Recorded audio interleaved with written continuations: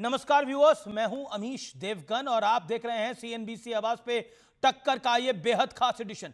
और टक्कर के आज के एडिशन पे हम सीधे तौर पर बात करेंगे आखिरकार ये जो नागपुर हिंसा का मामला है अब ये मथुरा काशी तक क्यों जा रहा है। सीएनबीसी आवाज के टक्कर के गुरुवार अर्थात थर्सडे एडिशन में आज सीधी और सपाट बात इसी पर। और हमारे साथ संगीत सोम भी जुड़ेंगे एक्सक्लूसिवली बातचीत करने के लिए।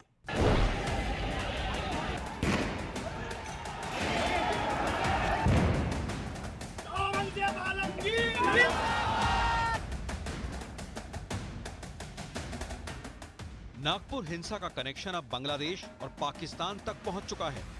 जांच में पता चला है कि मुख्य आरोपी फहीम खान की फेसबुक आईडी से कई बांग्लादेशी और पाकिस्तानी अकाउंट्स को फॉलो किया गया था और हिंसा के बाद ऐसी ही एक आईडी से नवाज खान पठान नाम के शख्स ने लिखा, रो मत, ये हमारा समय है। अभी तो सिर्फ अटैक किया, अगली बार तुम्हारे घर से औरतों को उठाएंगे, रेडी रखना अपनी औरतों को। बांगलादेशचे ऍक्टिव्हिस्ट होते, तुम्ही ऍक्टिव्हिस्ट त्यांचा सरळ सरळ हात आहे, त्यांनी खूप स्प्रेड केलं, कितपत खरं आहे ते आता तपासाचा भाग आहे। इस नए खुलासे के बाद हिंसा के आरोपियों के खिलाफ बीएनएस की धारा 152 यानी देशद्रोह का केस भी दर्ज किया गया है, जिसमें फहीम खान का नाम भी शामिल है। इस बीच योगी आदित्यनाथ ने एक बड़ा बयान दिया है। एक भारत श्रेष्ठ भारत की परिकल्पना साकार हो रही है। किसी भी आक्रांता को महिमा मंडन नहीं करना चाहिए। आक्रांता का महिमा मंडन का मतलब देशद्रोह की नींव को पुख्ता करना। जो लोग आग लगाते हैं वही पानी डालना चाहते हैं। नागपुर के दंगे की अगर मुजरिम है तो ये फिल्म छावा है, और अगर ये फिल्म ऐसे ही चलती रही तो हमें अंदेशा है कि कहीं देश में और कहीं दूसरी जगह इस तरह की घटनाएं न हो जाए। लेकिन औरंगजेब की कब्र वाली लड़ाई अब काशी मथुरा तक पहुंच चुकी है। अब समय आ गया है कि औरंगजेब की निशानी भी मिटा दी जाए और काशी मथुरा दोनों में हम कोर्ट का सहारा नहीं लेंगे। पब्लिक ने जैसे बाबरी मस्जिद को ध्वस्त किया, इन्हें ध्वस्त करके भी मंदिर बनाने का काम हम लोग वहां करेंगे। एक दूसरे को सियासी चैलेंज देने का खेल भी शुरू हो गया है। मैं उसे चैलेंज करता हूं कि आम हिंदुओं के लड़कों को ना भड़काओ, तुम्हारे लड़कों को आगे लाओ और उनके हाथ में कुदल फावड़ी दो और खोदने को लगाओ उसको कब्र। टी राजा में इतनी हिम्मत नहीं है। अमित करी को कहना चाहूंगा कि हाँ, मैं भी आऊंगा और मेरा बेटा भी आएगा। भारत का हर वो बेटा आएगा छत्रपति शिवाजी महाराज का, जिसने एक संकल्प लिया कि हम जीते जी औरंगजेब की कब्र का नामो निशान मिटा कर रहेंगे। लेकिन आज सबसे बड़ा सवाल है कि क्या विदेशी आक्रांताओं के महिमा मंडन के पीछे वोट बैंक वाला एंगल है। इसी पर होगी देश की सबसे बड़ी बहस। औरंगजेब पर लड़ाई काशी मथुरा तक आई। और अब वक्त है प्रसिद्ध विश्लेषण का। आक्रांताओं के महिमा मंडन वाली मानसिकता का विश्लेषण आज देखना और समझना बहुत जरूरी है। संभल में 800 साल से आक्रांता सलार मसूद की कब्र पर नेजा मेला का आयोजन होता है। योगी प्रशासन ने इस साल नेजा मेले की अनुमति नहीं दी है। इसके अलावा सलार मसूद गाजी के नाम पर मेरठ में नौचंदी मेला और अमरोहा में नेजा मेला होता है। बाराबंकी में महमूद गजनवी के बहनोई सैयद सलार साहू गाजी की दरगाह पर यह मेला किया जाता है। अब अयोध्या में बाबर के नाम पर बनी मस्जिद का दशकों तक महिमा मंडन इस देश में होता रहा है। दिल्ली में अकबर, बाबर, तुगलक और औरंगजेब के नाम पर बनी सड़कों का ये लोग समर्थन करते रहे हैं। सोचिए, तुगलक की फरमान होता है, तुगलक का समर्थन भी करते हैं। मुगल आक्रांताओं के नाम पर बने शहरों के नाम बदलने पर हाय तौबा मची हुई है। देश में करीब, आज हमने एक आंकलन लगाया, देश में करीब 700 गांव कस्बों के नाम 6 मुगल शासकों के नाम पर हैं। मैंने ये पूरी फिगर निकाली, उसमें अकबर के नाम पर 251, औरंगजेब के नाम पर 177, जहांगीर के नाम पर 141, शाहजहां के नाम पर 63, बाबर के नाम पर 61, हुमायूं के नाम पर 11। सोचिए, औरंगजेब और बाबर के नाम पर है, तुगलक के नाम पर है। इसके अलावा बड़ा सवाल क्या है, आज का हमारा बड़ा प्रश्न है, क्या वोट बैंक वाले गेम के चक्कर में आक्रांताओं से प्रेम दिखाया जा रहा है और यह पूरी लड़ाई अब मथुरा काशी तक जा पहुंची है। मेरे साथ बात करने के लिए गौरव भाटिया भारतीय जनता पार्टी के सीनियर एडवोकेट हैं और प्रवक्ता भी हैं। मेरे साथ इस चर्चा में फैज खान है, उनका अभिनंदन है। मेरे साथ अजीज खान है, प्रवक्ता समाजवादी पार्टी के। विवेक श्रीवास्तव है, नेता लेफ्ट के। तमाम लोगों का अभिनंदन है। हो सकता है इफ्तारी से आ रहे हो, अखिलेश जी भी इफ्तारी पर ही थे थोड़ी देर पहले, सोनिया गांधी जी भी थी। आप तमाम लोगों का अभिनंदन है। लेकिन गौरव भाटिया, आखिरकार कहां लेके जाना चाहते हैं आप मुल्क को? विपक्ष कह रहा है कि आखिरकार नफरतें इतनी दिलों में भर क्यों दी हैं भारतीय जनता पार्टी ने। एक मौलाना साहब तो कह रहे हैं कि छावा फिल्म न बनती तो दंगे ही ना होते नागपुर के अंदर। अगर छावा फिल्म ऐसे ही चलती रहेगी, उस पर बीजेपी की सरकार ने बैन नहीं लगाया, तो अनकंट्रोलेबल हो जाएगी सिचुएशन। उसमें औरंगजेब को क्रूर राजा दिखाया गया है। नहीं अमीर जी, आप ये बताइए, क्या सच्चाई को बताना कोई जुल्म है? औरंगजेब को क्रूर शासक ना बताएं तो महिमा मंडन करे, जैसे अबू आजमी कर रहे हैं चच्चा बना के, है? और सबसे पहले मैं एक बात स्पष्ट कर दूं, आज योगी आदित्यनाथ जी की शासन में जो कड़ा निर्णय लिया गया है ना कि किसी आक्रांता का महिमा मंडन नहीं होगा, नहीं लगेंगे मेले, वो हम सबको गौरवान्वित करता है। लेकिन वो मेलों का गौरव भाटिया जी, उन मेलों का एक इतिहास रहा है। 800 वर्षों से वो मेले लगते रहे थे। नौचंदी का मेला और भी कई सारे मेले सब बंद कर रहे हैं आप। हाँ, मैं बताता हूं, विवेक जी खुद जाते थे इन मेलों में। इतिहास को ही तो मैं बता रहा हूं, गलत इतिहास को ही बदलना है, क्योंकि जो हमारी आगे आने वाली पुश्तें हैं वो डॉक्टर एपीजे अब्दुल कलाम, मौलाना अबुल कलाम आजाद, अब्दुल हमीद को अपना हीरो मानेंगी, राइफलमैन औरंगजेब को तो मानेंगी, लेकिन क्रूर शासक औरंगजेब को नहीं। और मैं एक उदाहरण देता हूं आपको, ध्यान से सुनिएगा। नरेंद्र मोदी जी के प्रधानमंत्री बनने से पहले इंडिया गेट के ऊपर औरंगजेब रोड थी। आज उस रोड का नाम है डॉक्टर एपीजे अब्दुल कलाम। आप मुझे बताइए क्या सही है? यही सही है कि एपीजे अब्दुल कलाम के नाम पे रोड है। अब मैं एक बड़ी बात आपके चैनल पे कह रहा हूं, ध्यान से सुनिएगा। आपको मालूम है नागपुर में हिंसा हुई, अफवाह क्या फैलाई गई? एक चादर पे कुरान की आयत लिखी थी और उसे जलाया गया तो दंगा हो गया। महिला पुलिसकर्मी की वर्दी फाड़ने की कोशिश, दुर्व्यवहार किया गया, तलवारें निकाली गई।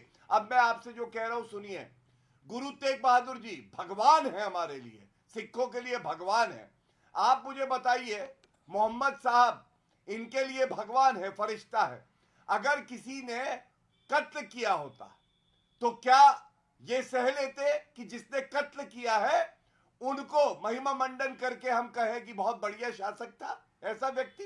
अगर किसी के भगवान, किसी के गुरु का सर कलम कर दिया हो, ऐसे औरंगजेब को तो जूते की नोक पे रखना चाहिए और विवेक और यही मोहम्मद गौरी, महमूद गजनी सबके साथ होना चाहिए। सलार मसूद गाजी के नाम पर मेला नहीं लगेगा। जी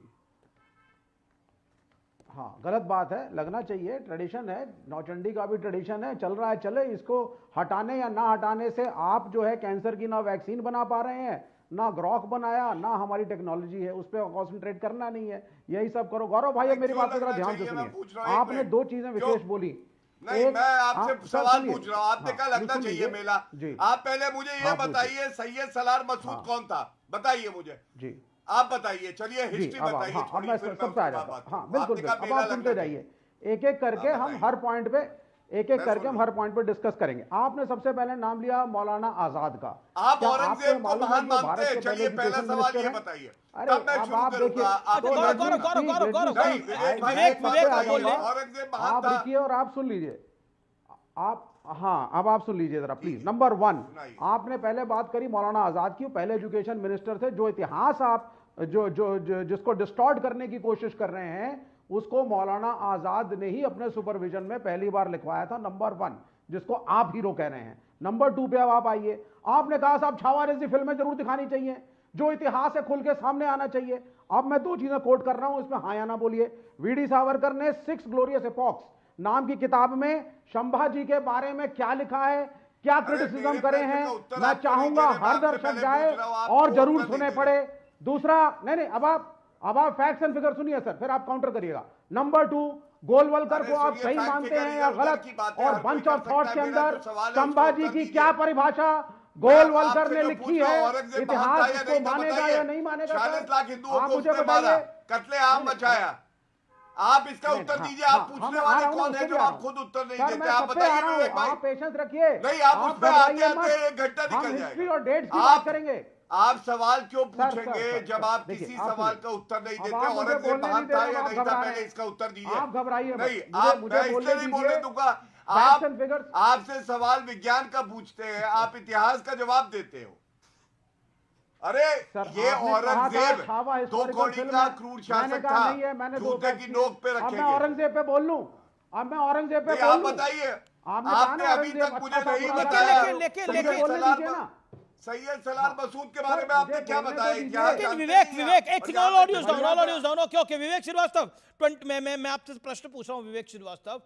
अब देखिए, मैं कोट कर रहा हूं इस पूरे मामले में संगीत सोम को।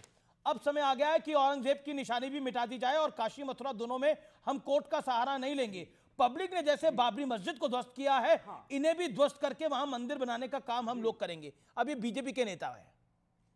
हाँ, तो अगर ये कोर्ट की अवहेलना करके बिना उसके ऑर्डर के कोई भी स्ट्रक्चर को तोड़ते हैं, मॉडिफाई करते हैं, तो इनके खिलाफ कॉन्स्टिट्यूशनल एक्शन होना चाहिए। दूसरी बात मैं बड़ा क्लियर बोलना चाहूंगा, दारा शिकोह वर्सेस औरंगजेब का हर चैनल डिस्कशन करता है। सुन लीजिए, मैं जिम्मेदारी से अमीश भाई आपके चैनल पे कह रहा हूं कि जब औरंगजेब अपनी सेना लेकर के शाहजहां और दारा शिकोह के सामने गया था, he was supported by Marathas.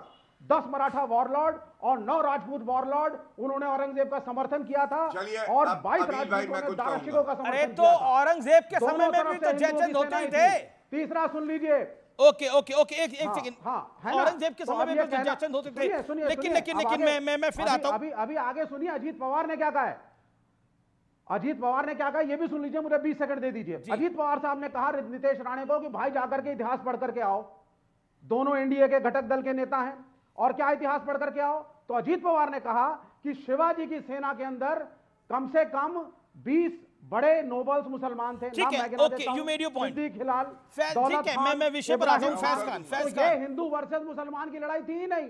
Okay, ये हिंदू वर्सेस मुसलमान की लड़ाई नहीं है फैज खान, लेकिन धर्म का एंगल इसमें क्यों आ रहा है बार बार? बिस्मिल्लाहिर्रहमानिर्रहीम रब्बिश रहली सदरी व यस्सिर ली अमरी वहलुल उक़दतन मिन लिसानी यफ़क़हू क़ौली।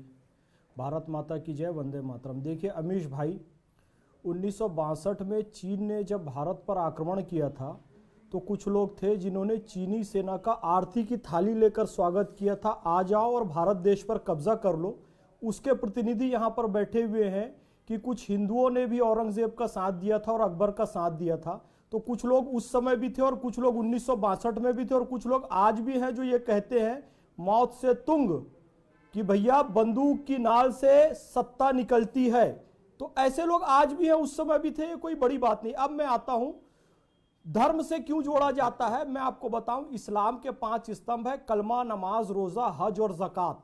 मुसलमानों को इससे करने से कोई नहीं रोक रहा है इस देश में। अब इतिहास में कुछ क्रूर शासक हुए हैं और वो मुसलमान हैं और उनके नाम क्या है देखिए। एक औरंगजेब हुआ है, एक फिरोज शाह तुगलक हुआ है, एक सिकंदर लोदी। इनमें औरंगजेब को छोड़कर फिरोज शाह तुगलक और सिकंदर लोदी की माता हिंदू थी। तो इन्होंने इतनी क्रूरता दिखाई कि कहीं मुफ्ती और उलेमा हमको कच्चा मुसलमान ना समझ लें क्योंकि माता हिंदू है। इसलिए इन्होंने और ज्यादा मंदिरों को तोड़ा, हिंदुओं पर अत्याचार किया और जजिया कर लगाया अपने आप को सच्चा पक्का मुसलमान सिद्ध करने के लिए। नहीं, मेरा पॉइंट है, संगीत सोम ने जो बयान दिया है उस बयान को आप किस तरह से लेते हैं कि औरंगजेब की निशानी मिटा देना चाहिए और काशी मथुरा दोनों में हम कोर्ट का सहारा नहीं लेंगे? देखिए, मैं बहुत पहले से कहता आ रहा हूं कि छत्रपति शिवाजी के शौर्य का प्रतीक औरंगजेब की कब्र नहीं है, कल्याण का किला है, रायगढ़ का किला है जिस पर उन्होंने विजय प्राप्त की और छत्रपति की उपाधि धारण की। दूसरी बात, और हम पहले से प्रगतिशील मुसलमान कहते रहे हैं कि जिसका जो हक है वो दे देना इस्लाम हमें सिखाता है। तो एक कोर्ट केस लड़कर पर लिया गया। ये आपका इस्लाम बाकी सिखा रहा केस है, कम से ये कम। आपका इस्लाम सिखा रहा है, लेकिन अजीज भाई का इस्लाम ऐसा नहीं सिखा रहा है, वो इसके पक्ष में नहीं है। तो हम जो नहीं, इस्लाम अलग अलग नहीं है। पैगंबर हजरत मोहम्मद सल्लल्लाहु अलैहि वसल्लम को अमीन कहा गया, अमानतदार, सादिक कहा गया, सच्चा। यदि स्थान हिंदू भाइयों की अमानत हमारे पास है काशी और मथुरा का, तो मुसलमानों को आपसी समझबूझ से कम 2 स्थान और दे देना चाहिए। ओके, तो ये अजीज नबी खान। की सुन्नत है। अजीज भाई से पूछिए हमारे नबी का नाम अमीन है कि नहीं है, सादिक है कि नहीं है। Okay, Aziz Khan has a response. Okay Aziz Khan, Chhaava film जिम्मेदार है आपको लगता है इस पूरे औरंगजेब एजेंडे के लिए छावा की फिल्म जिम्मेदार है, जैसे मौलाना साहब बोल रहे हैं एक उसे बैन करना चाहिए? गृह मंत्री अमित शाह को चिट्ठी लिखी कौन जिम्मेदार है सर? अरे सर सुनिए ना, एक लोग जिम्मेदार नहीं है, ये एक चीज जिम्मेदार नहीं है, इसमें जिम्मेदारी बहुत सारे लोगों की है। कुछ लोग आज तमाम समस्याओं से घिर गए हैं और घिरने पर जब उनके पास जवाबदेही नहीं है, वो जवाब नहीं दे पा रहे हैं, तो ऐसी स्थिति में फैज खान की बात का सहारा, औरंगजेब का सहारा, तमाम आक्रांताओं का सहारा, पता नहीं किसका सहारा ले रहे हैं। फैज खान की बात का सच्चाई जवाब क्या है ये मैं आपको बताना चाहता हूं। फैज खान की सर बात सुनिए, का जवाब। फैज खान क्या बोलेंगे? मैं फैज खान के बारे में सिर्फ इतना कहूं कि इस्लाम क्या है, समाजवादी पार्टी क्या सोचती है कि मस्जिद की अज़ां हो या शिवालय का सजर हो, अपनी तो यह हसरत है किसी तरह शहर हो। ये है इस्लाम और ये है समाजवादी पार्टी। फैज खान को शायद पता होना चाहिए। दूसरी बात, मैं इंपॉर्टेंट बात कर रहा हूं, मैं इंपॉर्टेंट बात ये कह रहा हूं सर, 2 स्थान यही तो कह रहे हैं, मुंबई महाराष्ट्र की स्थिति क्या के लिए 2 स्थान दे अरे दीजिए। सर सुनिए, अब 1 मिनट फैज भाई शांत रहिए आप। फैज खान आप नहीं शांत रहिए, वो अपनी बात 40 सेकंड में रख ले। मुझे बोलने दे आप, पहली बार बोल रहे हैं, अब मुझे बोलने दे सर आप। सर मैं बताना चाह रहा हूं कि महाराष्ट्र सरकार 9.32 लाख करोड़ का कर्ज उस पर है। लॉ एंड ऑर्डर महाराष्ट्र की बिल्कुल बिगड़ चुकी है, ध्वस्त है। बाबा सिद्दीकी की हत्या हुई, सैफ अली खान के घर पर अटैक हुआ, सलमान खान के ऊपर लगातार अटैक हो रहा था। इन सारी समस्याओं को अगर देखा जाए तो महाराष्ट्र सरकार के पास कोई जवाब नहीं। तमाम जो वोटर्स बढ़ाए गए, घटाए गए, तमाम समस्याएं खड़ी हुई, विपक्ष ने सवाल खड़ा किया, विपक्ष का सवाल का जवाब नहीं था, इसकी वजह से तमाम तरीके का विपक्ष के सवाल का जवाब तो चुनाव में वो मिल गया। लेकिन मेरा अब क्या करेंगे? भीड़ आ जाएगी पत्थर लेकर। सर मेरी बात सुने, क्या करेंगे? भीड़ पुलिस को बोलेगी, पुलिस की महिला अफसरों को बोलेंगी कि उनको अश्लील कमेंट्स करेंगी, क्या करेंगे उस भीड़ का? फैज खान जवाब, फैज खान जवाब, अजीज खान की बात। ओके, आप दोनों ही खान हैं, दोनों ही खान हैं। रमजान का पाक महीना चल रहा है, इत्मीनान से ठंडे होकर चर्चा करिए। ओके, मेरे दो फैज खान आपका जवाब 30 सेकंड। इंपॉर्टेंट बात कर रहा हूं मैं आपसे। जी ये जो घटना हुई है नागपुर की, डीसीपी साहब पे हमला भी हुआ है और वो पूरी प्लानिंग के साथ पहले से बम भी रखे गए, वहां पर गुलेली भी रखी गई, वहां पर पेट्रोल बम रखे गए, पत्थर रखे गए। ये प्लानिंग में पहले भी कह रहा हूं, ये कश्मीर मॉडल है, जो कश्मीर में सेना पर पत्थरबाजी होती थी।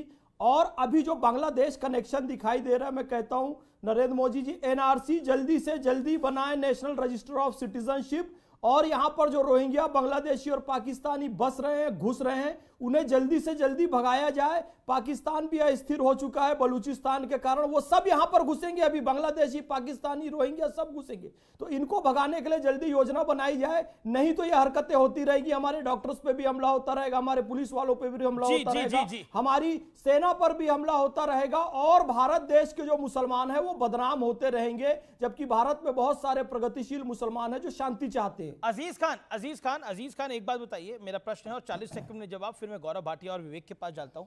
एक सिंपल सवाल है मेरा, चलिए नागपुर के अंदर, महाराष्ट्र में कानून व्यवस्था ठीक नहीं है, मऊ में भी कानून व्यवस्था ठीक नहीं थी, वहां पर तो क्रिकेट की भव्य जीत के बाद जुलूस निकल रहा था। संभल में भी कानून व्यवस्था ठीक नहीं थी, कहीं कानून व्यवस्था ठीक नहीं है, पैटर्न एक ही है, पत्थर भी आ जाते हैं, पेट्रोल बम भी आ जाते हैं, तेजाब बम भी आ जाते हैं, सीसीटीवी भी तोड़ दिए जाते हैं, बताइए, धार्मिक नारे लगाए जाते हैं।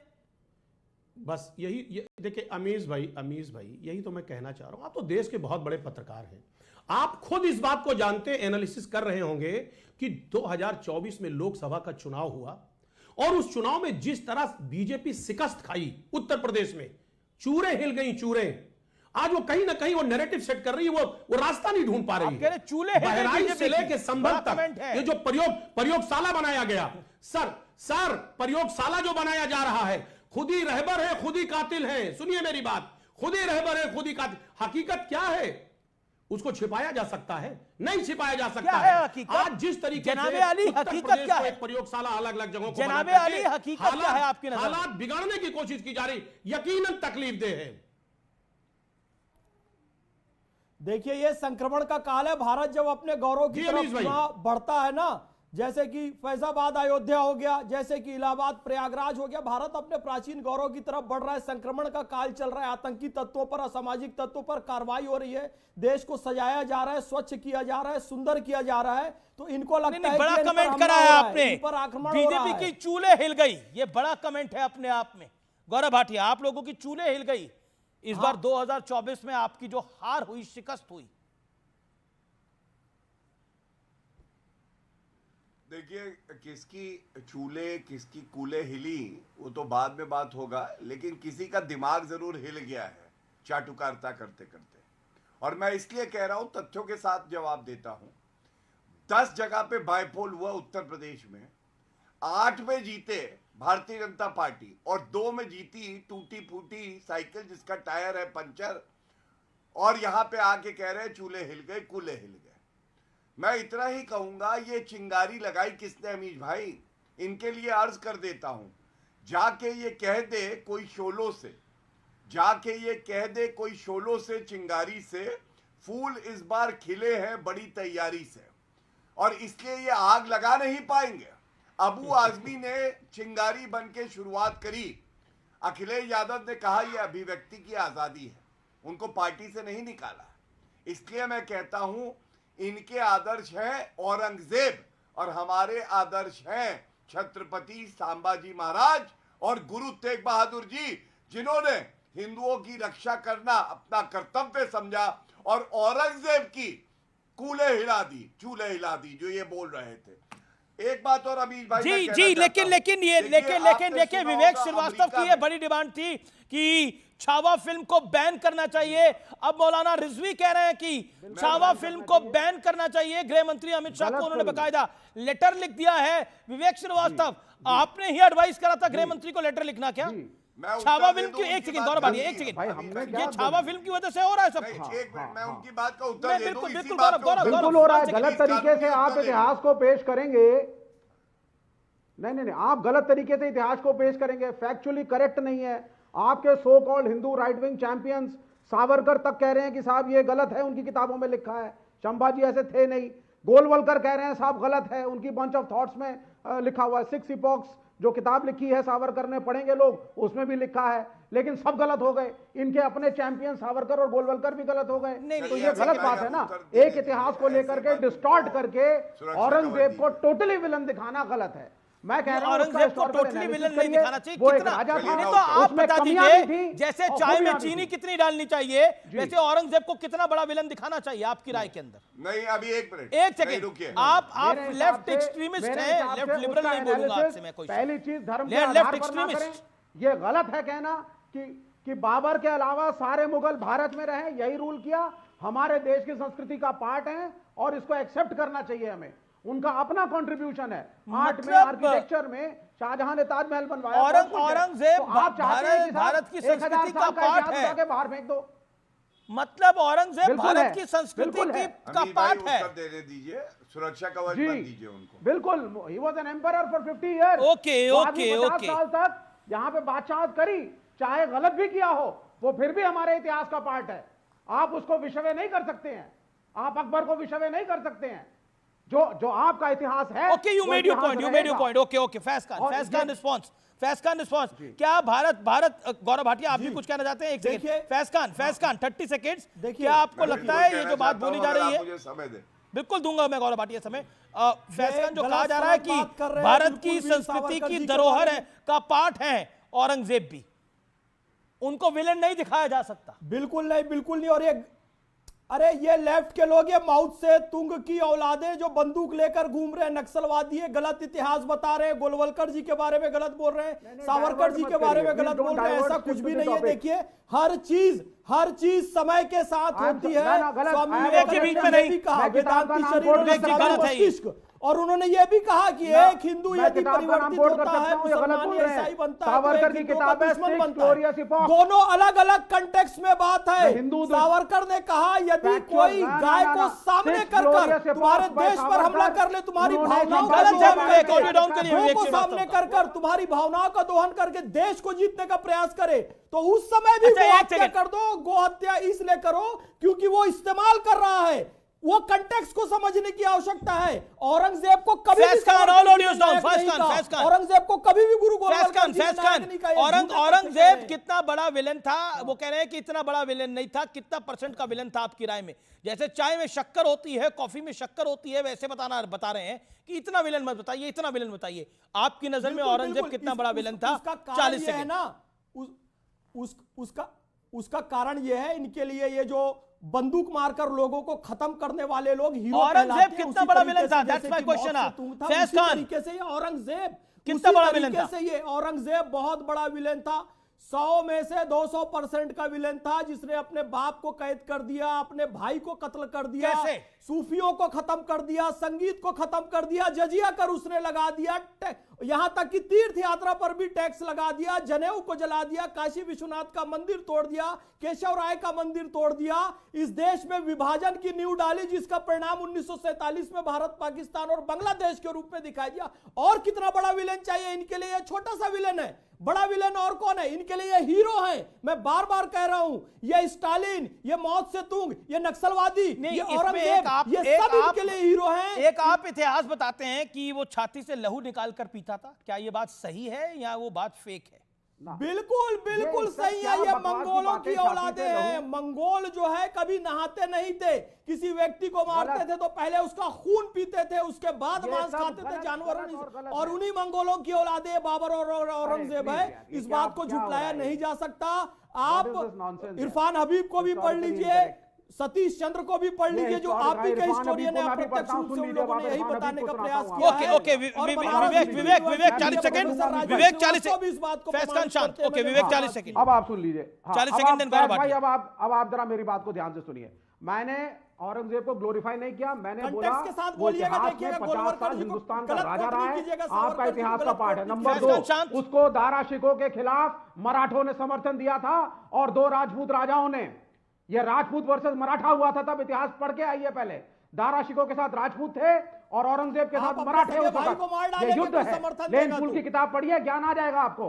दूसरी बात, आपने जजिया की बात करी। जब आप जजिया हिंदुओं पे बात करते हैं, उसके टैक्स के 2 सिस्टम निकाले थे। हर मुसलमान ज़कात देगा, हर हिंदू जजिया देगा। टैक्स दोनों के लिए था। ये गलत है कि टैक्स सिर्फ हिंदुओं के लिए था। ये आप गाइड मत करिए लोगों को। मुसलमानों को ज़कात देना कंपल्सरी था और हिंदुओं को जजिया। ये कर कलेक्शन का उसका अपना मॉडल था। तो ये मत आप सुनाइए मुझको, और इसको हिंदू वर्सेस मुसलमान मत करिए। मॉडल था ना कर collection. Okay you made your point. All audios on Gaurav Bhatia on screen. Gaurav Bhatia on screen, no one else. Gaurav Bhatia, my straight question to tonight is, क्या आपको लगता है ये जो मुगल काल की लड़ाई है, ये भारत के अंदर स्ट्रैटेजी के तहत बढ़ाई जा रही है? विपक्ष कह रहा है इसमें बीजेपी का पॉलिटिकल हित है, अखिलेश यादव की पार्टी कह रही है कि उनका पॉलिटिकल हित है। देखिए, मुझे तो ऐसा प्रतीत होता है कि बड़ी स्ट्रैटेजी के साथ अखिलेश यादव के इशारे में अबू आजमी ने यह वक्तव्य दिया और बताया कि औरंगजेब महान शासक था। यह अखिलेश जी का इशारा था। वोट दिखता है केवल बिल्कुल अखिलेश भाई के कहने पे ही उन्होंने किया है। और आपके पास ये जानकारी कहां से पहुंची? कहे बिना अबू आजमी चून। अरे हमारे भी सूत्र है ना। अभी मैं बात तो पूरी कर लूं अमीश भाई। जी सुनिए तो, आपको मालूम है, इनको लगता है मुसलमान हो बस, जालीदार टोपी वाला हो, चाहे वो आतंकी हो, चाहे अपराधी हो, चाहे घुसपैठिया हो, चाहे रोहिंग्या हो, उन सब का वोट मिल जाए। अब भाजपा ने सुनिश्चित कर दिया है, इनकी साइकिल गई है टूट, जनता गई है इनसे रूट, परिवार में पड़ गई है फूट। तो ये करे क्या? ये चाहते हैं बांग्लादेश के रोहिंग्या वोट दे, आतंकी थे, पत्थरबाज थे, उपद्रवी थे। इसीलिए अबू आजमी ने यह बयान दिया। अब मैं एक बात आपसे कहता हूं, आप ध्यान से सुनिएगा। अमेरिका में एक चल रहा है कैंपेन मागा, make America great again. Akhilesh Yadav campaign चला रहे हैं मागा, मेक औरंगजेब ग्रेट अगेन। वो चाहते हैं औरंगजेब का महिमा मंडन हो। वो ये भूल जाते हैं। बिल्कुल, ये एक लॉजिकल पॉइंट है गौरव भाटिया का। मैं आपका सम्मान करता हूं अजीज खान जी। अजीज खान, मैं बात तो पूरी कर लेता जी बिल्कुल। एक गौरव भाटिया, मैं अपनी बारी का इंतजार करता हूं, फिर आप बीच में जी बोलिए कंप्लीट योरसेल्फ। अखिलेश जी की तो तस्वीरें आ रही हैं इफ्तार पार्टी की, एक बहुत अच्छी बात की। हाँ, वो मुस्लिम पार्टी वाला जो पूर्व अध्यक्ष था, ताइवान में था, वो कहाँ है? राहुल गांधी नहीं दिखाई दे रहे, जालीदार टोपी लगा के। मतलब रोजा किया नहीं, इफ्तार पार्टी करेंगे, देख लीजिए। यही तुष्टीकरण की राजनीति है। और ये अबू आजमी बैठे टेबल पे क्या, जिनका पीछे से सर दिखाई दे रहा है? नहीं, अखिलेश यादव जी नहीं, एक किसी का सर दिखाई दे रहा है मुझे, अबू आजमी लगे वो। मेरी जानकारी नहीं है कि अबू आजमी बैठे। अजीज खान अबू आजमी तो नहीं दिख रहे हैं क्या? अबू आजमी भी थे यहाँ पर, वाले भी बैठे हैं। ओके।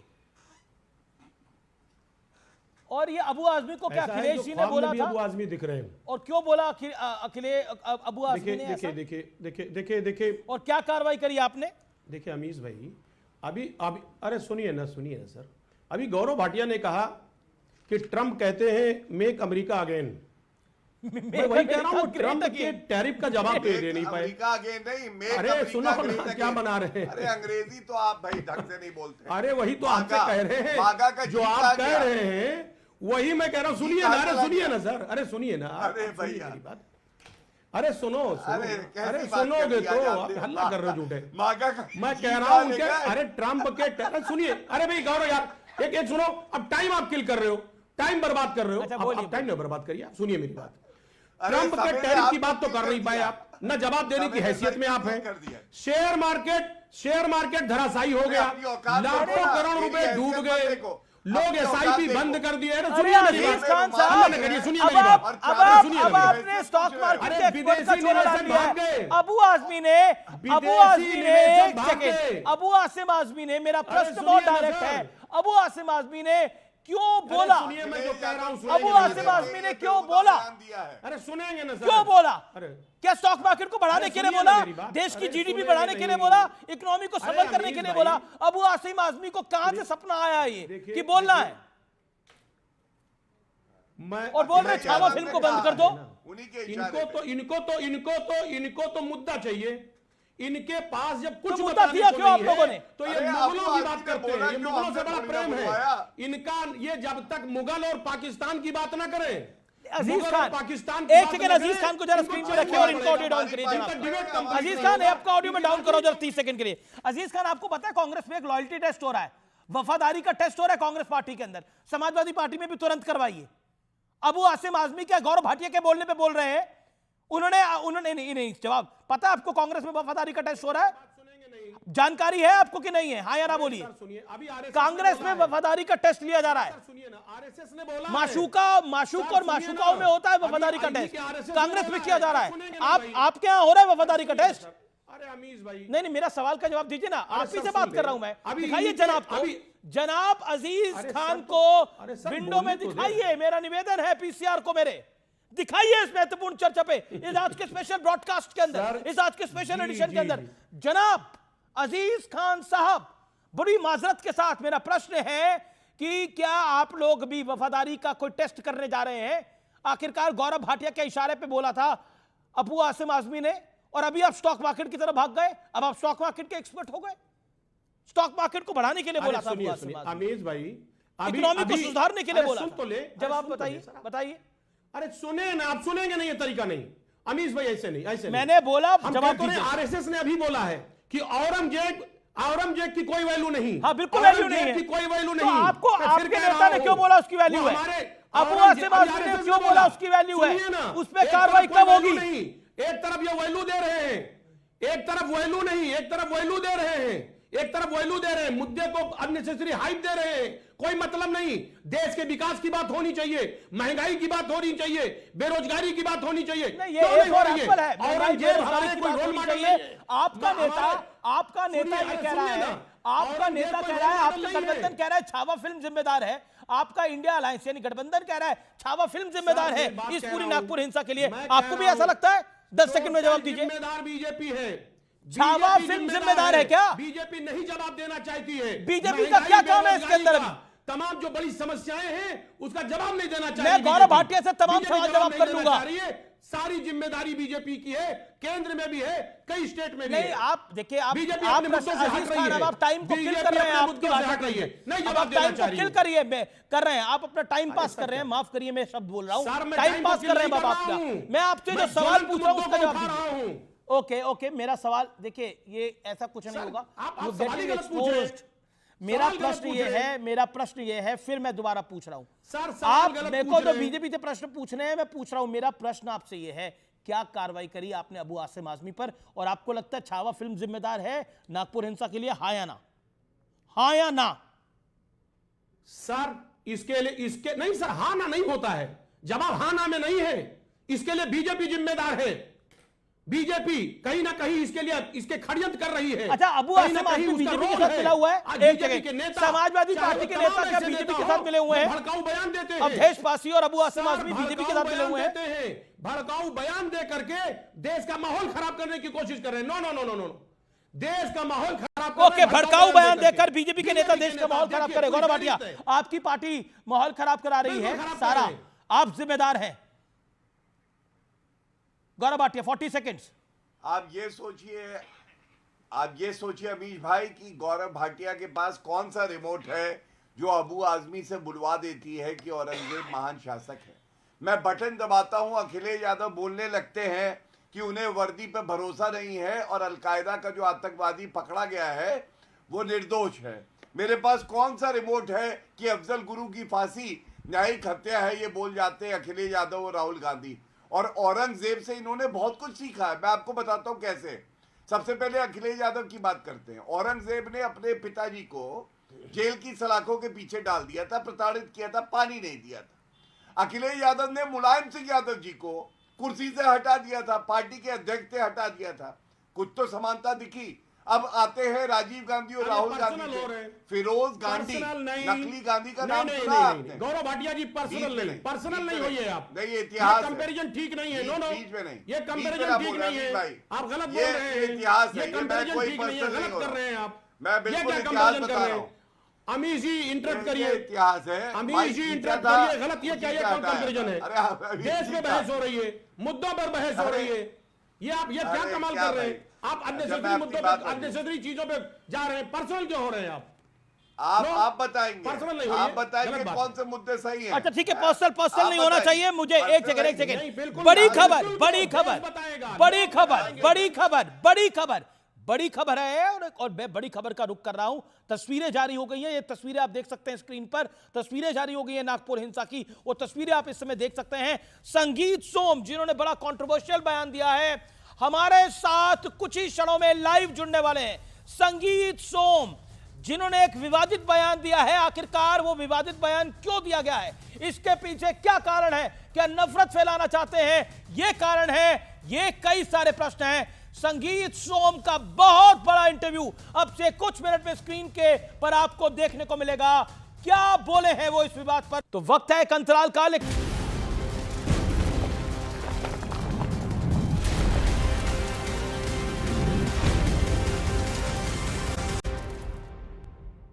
वेलकम बैक व्यूअर्स, देख रहे हैं आप सीएनबीसी आवाज पे टक्कर का आज का ये बेहद खास एडिशन। और व्यूअर्स, इस समय हमारे साथ एक्सक्लूसिवली बातचीत करने के लिए भारतीय जनता पार्टी के नेता संगीत सोम है, जिन्होंने एक विवादित बयान दिया है। और विवादित बयान क्या दिया है मैं बता देता हूं। इसको विवादित कहा जा रहा है और एक तबका इसको बड़े तौर पे विवादित मान रहा है। अब समय आ गया है कि औरंगजेब की निशानी भी मिटा दी जाए और काशी मथुरा दोनों में हम कोर्ट का सहारा नहीं लेंगे। पब्लिक ने जैसे बाबरी मस्जिद को ध्वस्त किया है, इन्हें भी ध्वस्त करके वहां मंदिर बनाने का काम हम लोग करेंगे। संगीत सोम औरंगजेब के मुद्दे पर इस देश में एक बड़ा विवाद चल रहा है। नागपुर में हिंसा हुई है, आगजनी हुई है। उससे पहले उत्तर प्रदेश के संभल में क्या कुछ हुआ मुझे आपको बताने की आवश्यकता नहीं है। क्या आप कहना चाहते हैं? अब आप यह कह रहे हैं, आरोप यह है कि आप भी इस आग में घी डालना चाहते हैं, या फिर कहूं तो केरोसिन डालना चाहते हैं। देखिए अमीश भाई, मेरी समझ में नहीं आता किस बात को विवादित कह दिया जाता है, किसे विवादित नहीं कहा जाता। अगर एक एक करके मैं आपसे बात करूं, पहले मैं इसी पे बात करूं, क्या औरंगजेब आताताई नहीं था? क्या औरंगजेब ने लाखों हिंदुओं का कत्लेआम नहीं कराया? क्या औरंगजेब ने लाखों हिंदुओं की भावनाओं को देख रोनते हुए लाखों बहन बेटियों के साथ बलात्कार नहीं कराया? क्या उसने हजारों मंदिरों को ध्वस्त नहीं कराया? क्या काशी या मथुरा ये हिंदुओं की भावना का, सनातनी की भावना का प्रतीक नहीं है? क्या जब ये सारे काम औरंगजेब ने किए, किसी कोर्ट का आदेश था क्या? किसी कोर्ट के आदेश से उसने किए क्या? तब तो आज अगर कोई कोर्ट का आदेश होता तो लोग कहते हैं कि संगीत भाई तब तो कोर्ट नहीं थे, अब तो कोर्ट हैं। अब तो कोर्ट है। अब आप एक बात मुझे बताइए ना, आपने अभी नागपुर की बात मुझसे की, नागपुर में आपने देखा, अगर कोर्ट है तो नागपुर में आपने देखा कि वहां अगर पुलिस अधिकारी थी, महिलाएं थी, और उनके नाम देख के उनके कपड़े फाड़ने का कोशिश की जा रही थी, उनके साथ क्या क्या अब्यूजिंग की जा रही थी, क्या क्या उनके साथ किया जा रहा था। आपने जब बोला कि कोर्ट है या कानून है या नहीं है, वो तो अश्लील, अगर वो कुछ करेंगे वो तो कोई बात नहीं। अगर हमने कुछ कहा है तो वो गलत था, निंदनीय है, वो उसका कोई समर्थन नहीं कर सकता। मुझे बताइए ना, किस कांग्रेस के आदमी ने आकर निंदा की? किस समाजवादी पार्टी के आदमी ने आकर निंदा की? किस टीएमसी के ने निंदा की? मुझे बताइए ना किसने निंदा की? नहीं तो अब वो निंदा नहीं करेंगे तो संगीत सोम बोलेंगे कि काशी मथुरा में भी हमें कोर्ट में जाने की क्या जरूरत है। अगर वो निंदा नहीं करेंगे तो अमीश भाई वो तो नहीं चलेगा। घर में बैठ के पिटा तो नहीं जा सकता, घर में बैठ के पिटा नहीं जा सकता, ये तो नहीं चलेगा। और काशी मथुरा में क्या आप नहीं जानते, वहां मंदिर थे, औरंगजेब ने उन्हें गिरा के मस्जिद हिम्मत बनाई। आपको घर में आके पीट देगा? अरे तो ये पीटी रहा है। वो जो पत्थरबाजी हुई, पुलिस अधिकारियों पे गोली चलाई गई, पुलिस अधिकारियों पे पथराव किया गया, वो हमारे परिवार के नहीं है क्या? आपके परिवार के नहीं है क्या? तो क्या पिटने के लिए बने हम लोग? इसीलिए इस तरीके से पिटते रहेंगे? नहीं तो फिर इसका सोल्यूशन क्या है? फिर तो क्लैश बढ़ेगा। अमीश भाई सीधी सीधी सुनिए, औरंगजेब जैसे आक्रांता का कोई भी चिन्ह, कोई भी निशान भारत में इस टाइम नहीं चाहते हैं लोग, किसी कीमत पे नहीं चाहते हैं ना उसका। मैं तो ये कहता हूं वो कब्र है, उसे भी उठा के समुद्र में फेंक देना चाहिए। नहीं तो क्या माने, आप कह रहे हैं कि कोर्ट का सहारा नहीं लेने की आवश्यकता है। मैं मुख्यमंत्री योगी आदित्यनाथ को कोर्ट कर रहा हूं, वो कह रहे हैं काशी अयोध्या के बाद अब ब्रज की बारी है।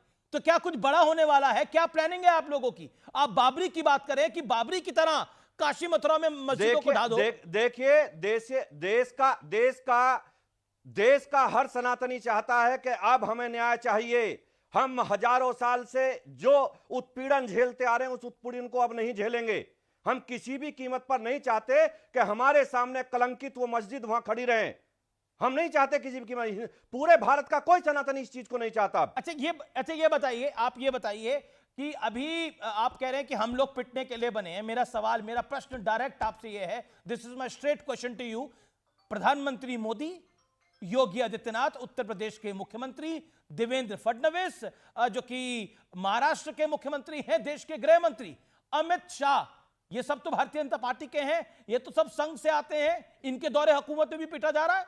तो फिर तो सवाल आप ही लोगों पे खड़ा होगा कि बीजेपी क्या कर रही है जो हिंदुओं की इतनी तो बात करती। तो आप ही सोचिए, नहीं तो कानून अपना काम कर रहा है ना। ये आताताई जिस तरीके से आतंक का काम कर रहे हैं, तो कानून अपना काम कर रहा है ना, उसमें आप निश्चित रहिए।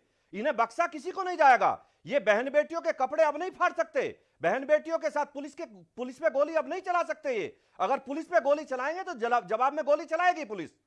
कई नेता गण ये कह रहे हैं, कई समीक्षक ये कह रहे हैं कि छावा फिल्म में जिस तरह का संभाजी महाराज को दिखाया गया है, छत्रपति संभाजी महाराज, उससे नफरतें बढ़ी है।